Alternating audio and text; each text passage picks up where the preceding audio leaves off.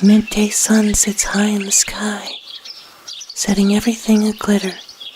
The vibrant music of the forest, the pitter-patter of dripping snow, the chitter-chatter of birds, and the accompanying breeze is especially loud today. The events of yesterday are a forgotten nightmare, and so today must be a dream come true. Madison stands with her back to me and to the church, facing the forest. Her head is tilted back ever so slightly. For the first time, she looks truly at peace. For the briefest moment, she's framed by the sunlight. Then, perhaps sensing me watching, she turns around and smiles at me, and I can't help but smile back. Without a doubt, the past several days have been the happiest of my extraordinarily long existence. Good morning. Did you sleep well? Yeah, I did. It's getting a bit easier. That's wonderful. I know that isn't true, that she tossed and turned and sighed until early in the morning. I know, but I understand. Whatever it takes for her to feel more comfortable, more at home, I wish that I knew how to help. For me, sleep was the last thing on my mind after I passed. I explored endlessly, backtracking over and over again until I knew every step of these woods. I made the most of my situation as best as I could, and rather well, if I do say so myself. Let's go back to that forest clearing, the one where the fairies live. I'd like to see it again. My soul sings that out of everywhere we've been, that would be the place she wants to return. I rush to her side, drawn to her presence like a magnet. Simply being near to her makes me happy. A part of my mind screams at me that I don't deserve it. Still, I put on my brightest smile and I touch her arm. That sounds perfect. I'd like nothing better. Shall we go now? Yeah, sure. As is tradition, I lead the way out of the church and towards the forest. The trees and branches part invitingly, familiar and old. I ask the forest to take us to the clearing, and I can feel it ripple in response. Not physically, but in my heart. I know that the forest is listening. It's difficult to explain. So much of this existence has become habit and routine for me that I keep taking for granted the difficulties Madison must be going through. The emotional turmoil, coupled with the way her own understanding of the universe itself keeps changing. I feel another pain in my heart at that. The stab of guilt once more for enjoying her presence. Madison accompanies me unhesitatingly. Her steps more confident than they used to be. We walk side by side. I relish the closeness. I wonder if it even crosses her mind. When we reach the clearing, Madison sighs contently. Relaxed and easy, a tranquil expression settles on her face. Like a masterpiece of art, I'd spend the whole day appreciating that look if I could. The grove's serenity is contagious. I also feel a little more at peace here. We head for the shore of the pond, as still and glassy as ever. I really love it here. It's so calm. I nod. Of course we've discussed it before, but I don't mind. I could listen to her talk about anything, for any amount of time. It actually reminds me of somewhere back at home.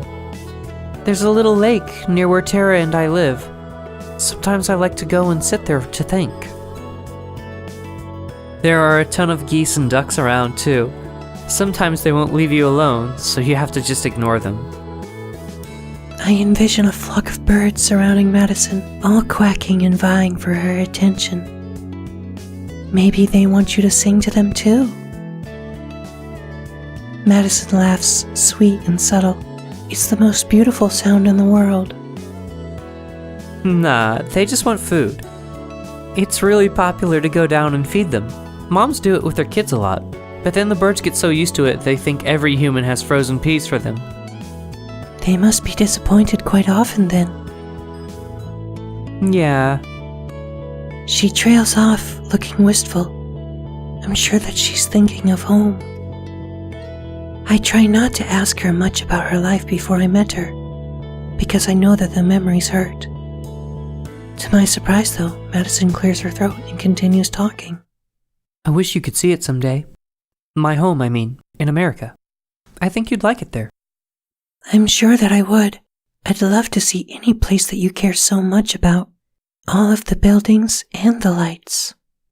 I try to envision what it might be like, but it's futile. There's so much that I don't know. So many things I haven't seen. Trying to imagine it is like trying to imagine a color that I've never seen before. No matter what she says, it's impossible to visualize. Even the memories I have of the few times I left Eysenfeld have long since faded. To me, the only world that exists now is the forest. I keep thinking, in your time, what would I have been like? Would I be the same person if I never fell in love with films?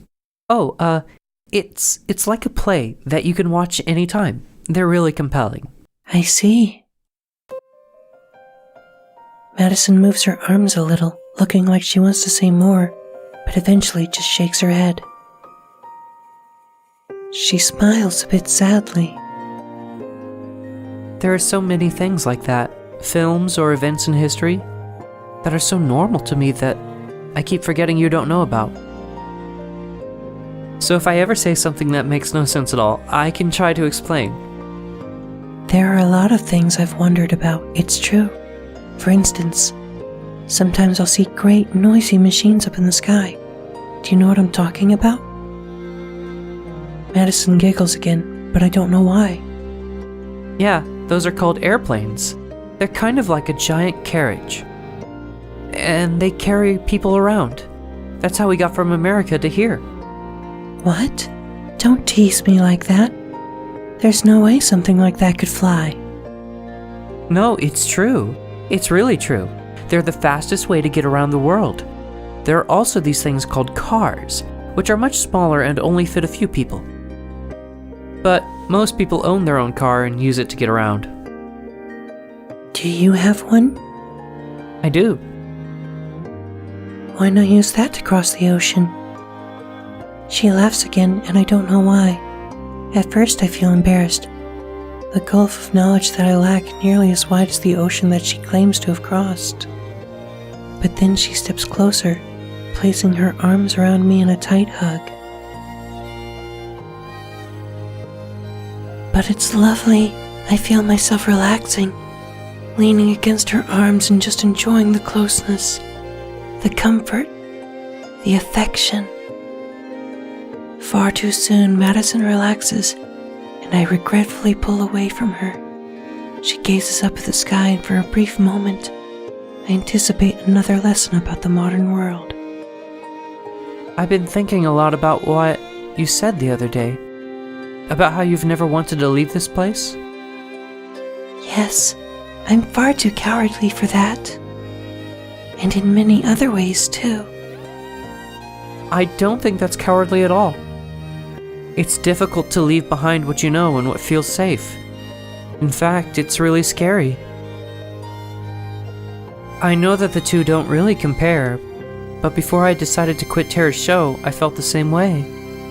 Like I was afraid to leave, just because I was so used to it being part of my life. But I decided that if I wasn't happy with how things were, then I should just take the risk and change something. Everyone has those worries, though. That doesn't make you a coward. Madison half smiles, the side of her mouth curling up just a little bit.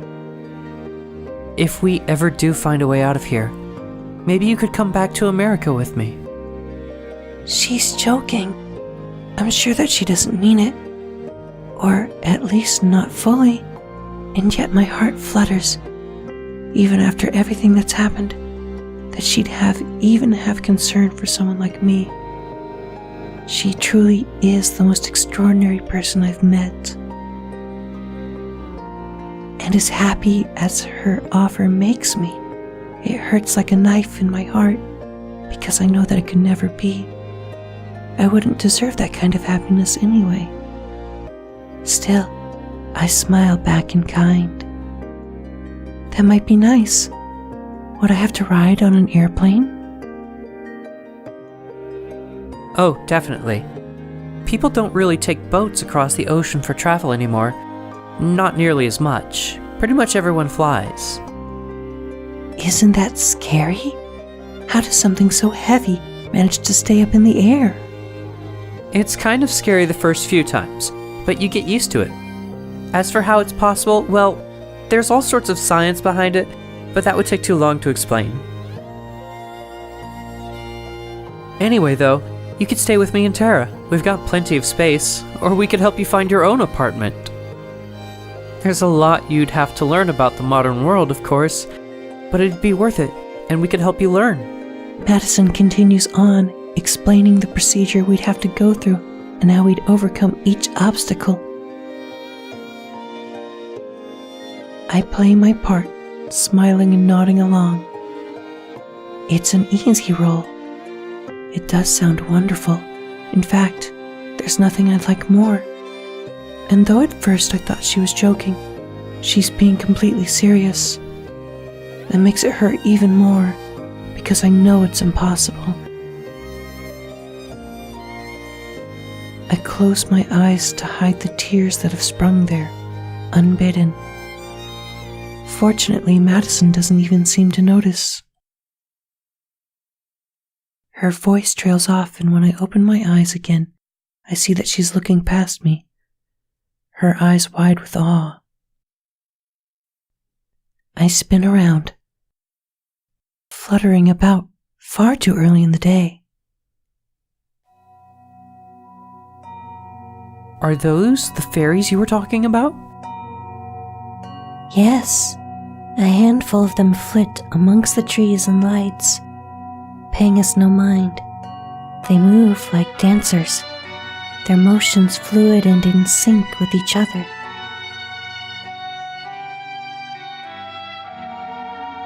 As one rises up to adjust a hanging light, another fairy weaves between branches, carrying something in its hands that I can't see. Though I only spy a few of them right now, I'm sure there are many more just out of sight, deeper in the grove or otherwise nearby. Madison watches them with unabashed awe. What are they doing? I'm not sure. I've never seen them out during the day like this. Usually they stay hidden in their hive until the moon is out. They aren't like humans. There's something entirely different. Even though I've spoken with them before, I don't really understand them. Wait, they can talk? Like they can speak human language? Yes, they aren't the most eloquent, but yes. I see. The only time I've talked with them was the first time I came to the grove, all on my own. At first, they had tried to drive me out, but eventually realized that I meant them no harm. Since then, we haven't interacted. They're part of the forest too, right? In the connected way that you were talking about before?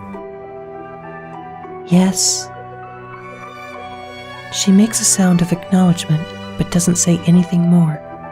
Whatever implications or meaning that might have to her goes unspoken. Soon the fairies disappear once more into the trees. Whatever business that called them here finished. They go silently, not even the hum of their tiny wings reach us. After only seconds, we're left alone again.